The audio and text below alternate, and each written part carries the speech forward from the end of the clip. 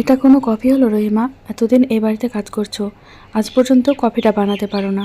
চিৎকার করে রাগে ফেটে পড়ল অতি ধনীর একমাত্র আদরের কন্যা সামান্তা। জি আম্মা, আমি এখনই আবার বানিয়ে দিচ্ছি। তোমাকে না কতবার বলেছি ম্যাডাম ডাকবে আমাকে?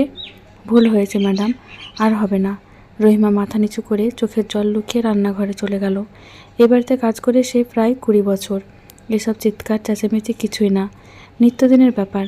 সামান্তা একটা প্রাইভেট ইউনিভার্সিটিতে পড়ে, বাবা ইন্ডাস্ট্রিয়ালিস্ট আর মা সমাজসেবিকা। মেয়েকে দেখার মতো সময় তাদের নেই। অবশ্য মেয়ের নিজেরও তাদের দরকার নেই, মাসের শুরুতে হাত খরচটা পেলেই হলো। রহিমা ভেবে পায় না এই মেয়ে পড়াশোনা করে কখন, সারাক্ষণ তো হই হুল্লোড় করে, বন্ধুবান্ধব পার্টি নিয়ে ব্যস্ত থাকে। গত মাসে ওর বার্থডে ছিল, সে উপলক্ষে বন্ধুবান্ধব নিয়ে প্রায় 7 দিন দেশের বাইরে থেকে ঘুরে এসেছে। রহিমা বুঝতে পারে না কেক কাটার জন্য দেশের বাইরে যেতে হবে কেন। আবার গিফট হিসেবে বাবা নতুন একটা গাড়ি উপহার দিয়েছে। এভাবে চললে মেয়ে বকে যাবে, এটাই স্বাভাবিক। ম্যাডাম, আপনার কফি। তোমাকে না কতবার বলেছি রহিমা, কারো ঘরে ঢুকলে নক করে ঢুকতে হয়। ভুল হয়েছে ম্যাডাম, সব কিছুতেই তো তোমার ভুল হয়। আমি বুঝতে পারি না মামনি কেন তোমাকে এখনও বাড়িতে রেখেছে। আবার চিৎকার করে সামান্তা। রহিমা আস্তে করে বের হয়ে আসলো। স্যার আর ম্যাডাম কিছুদিনের জন্য দেশের বাইরে যাচ্ছেন। স্যারের নাকি কি একটা কনফারেন্স আছে। রহিমা এসব কিছু বোঝে না। অবশ্য তারা দেশের বাইরে গেলেই কি আর দেশে থাকলেই কি, বাড়িতে তো খুব একটা থাকে না। সামান্তা মামনি, তোমার জন্য কি আনবো? আমি লিস্টে করে রেখেছি মামনি। ঠিক আছে আমার লক্ষ্মী সোনা। আর শোনো, আমার আলমারির 2য় শেলফে তোমার জন্য 1 লক্ষ টাকা রাখা আছে, প্রয়োজন হলে ওখান থেকে খরচ করো। ইউ আর গ্রেট মামনি। সামান্তা মাকে জড়িয়ে ধরল। আড়ালে দাঁড়িয়ে সবটাই শুনল রহিমা। কি অদ্ভুত, যাচ্ছে তো মাত্র 3-4 দিনের জন্য, এজন্য 1 লক্ষ টাকা রেখে দিতে হবে? এত টাকা সে কোনোদিন একসাথে দেখেইনি। স্যার আর ম্যাডাম চলে গেলেন। শোনো রহিমা, রাতে দুজনের জন্য ডিনারের ব্যবস্থা করবে। আমার এক ফ্রেন্ড আসবে, এখানে খাবে। রান্না যেন ভালো হয়। কর্কশ গলায় বলল সামান্তা। জি ম্যাডাম। রহিমা খুব যত্ন নিয়ে রান্না করলো। রাত 9টার দিকে কলিং বেলের শব্দে রহিমা দরজা খুলতেই যাবে এমন সময় সামান্তা নিজেই গিয়ে দরজা খুলল। এই ছেলেটাকে রহিমা আগে কখনো দেখেনি। সামান্তা যখন ফ্রেন্ড বলেছিল, রহিমা ভেবেছিল কোনো বান্ধবী হবে। বাবা মা নেই বাসায়, তাই হয়তো বান্ধবীর সাথে সময় কাটাবে। কিন্তু এসব কি?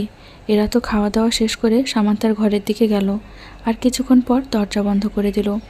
রহিমা কিছুক্ষণ দরজার আশেপাশে ঘোরাঘুরি করলো, তারপর সাহস করে দরজায় নক করলো। ভেতর থেকে কেউ খুলল না। রহিমা প্রাণপণে নক করে যাচ্ছে। এবার দরজা খুলে অর্ধনগ্ন সামান্তা বের হয়ে চেঁচিয়ে উঠল, এ অসভ্য, সমস্যা কি তোর? দেখতে পাচ্ছিস না আমি ব্যস্ত আছি? রহিমার মাঝে কি জানি হয়ে গেল, ঠাস করে একটা চড় লাগিয়ে দিল সামান্তার ফর্সা গালে। ঘটনার আকস্মিকতায় সামান্তা ও তার বয়ফ্রেন্ড দুজনেই চমকে গেছে। রহিমা মেইন ডোর খুলে বের হয়ে আসলো। তার চোখ দিয়ে অঝোর ধারায় পানি পড়ছে। প্রায় 20-21 বছর আগে 8 মাসের বাচ্চা পেটে রেখে ট্রাক ড্রাইভার স্বামী যখন দুর্ঘটনায় মারা যায়, তখন পাশে দাঁড়ানোর মতো কেউ ছিল না। অনেক কষ্টে বাচ্চাটাকে জন্ম দিয়েছিল রহিমা, কিন্তু বাচ্চা ভালোভাবে লালন পালন করার মতো সাধ্য রহিমার ছিল না। এক বৃষ্টি রাতে এই মেন ডোরের সামনে সে তার আদরের বুকের ধনকে রেখে যায়।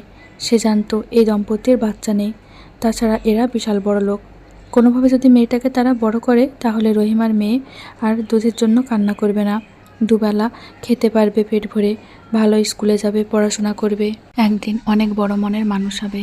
হ্যাঁ, সামান্তা সেই মেয়ে। ছোট্ট মেয়েটাকে নিজের থেকে বেশি দিন আলাদা রাখতে না পেরে নিজেই এসে এ বাড়িতে বিনা বেতনে থাকা খাওয়া সুবিধা নিয়ে কাজের মহিলা হয়ে থেকে গেল।